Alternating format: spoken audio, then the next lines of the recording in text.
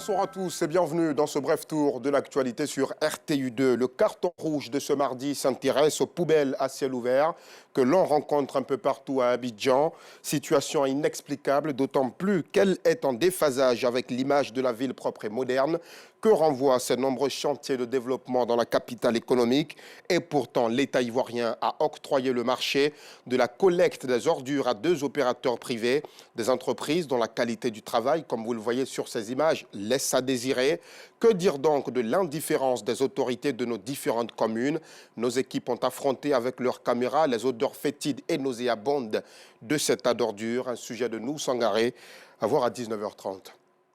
Les travaux du 4e pont d'Abidjan avancent à grands pas dans les quartiers de la commune de Yopougon. Si ce joyau architectural sera d'une grande aide pour les populations de cette commune de l'ouest de la capitale, pour l'heure, eh bien, ce pont, la construction de ce pont fait vivre un véritable calvaire aux automobilistes.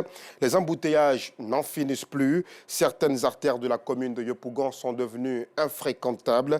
Vous le verrez au cours du reportage que nous vous proposerons ce soir.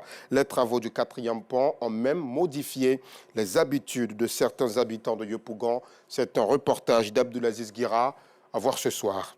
Et puis, hors de nos frontières, plusieurs civils, dont des enfants, ont été tués aujourd'hui même dans des frappes imputées à l'armée malienne à Kidal. Possible préfiguration de la bataille à venir pour ce bastion de la rébellion Touareg et enjeu majeur de souveraineté pour l'État central. Le CSP, cadre stratégique permanent, une alliance de groupes armés à dominante Touareg, a fait état dans un communiqué de 14 morts, dont 8 enfants regroupés devant une école et 6 notables tués selon le CSP par des drones de fabrication turque de l'armée malienne. Des résidents et des témoins s'exprimant pour la plupart sous le couvert de l'anonymat pour leur sécurité. On parle de 6, 7 ou 9 morts sans disposer pour l'heure d'une vue d'ensemble sur la situation. Et pour finir, des hommes armés appartenant à des groupes criminels ont aussi tué 13 élèves d'une école coranique dans l'état de Katsina. C'est dans le nord-ouest du Nigeria. L'information a été donnée par des autorités locales à l'agence France-Presse.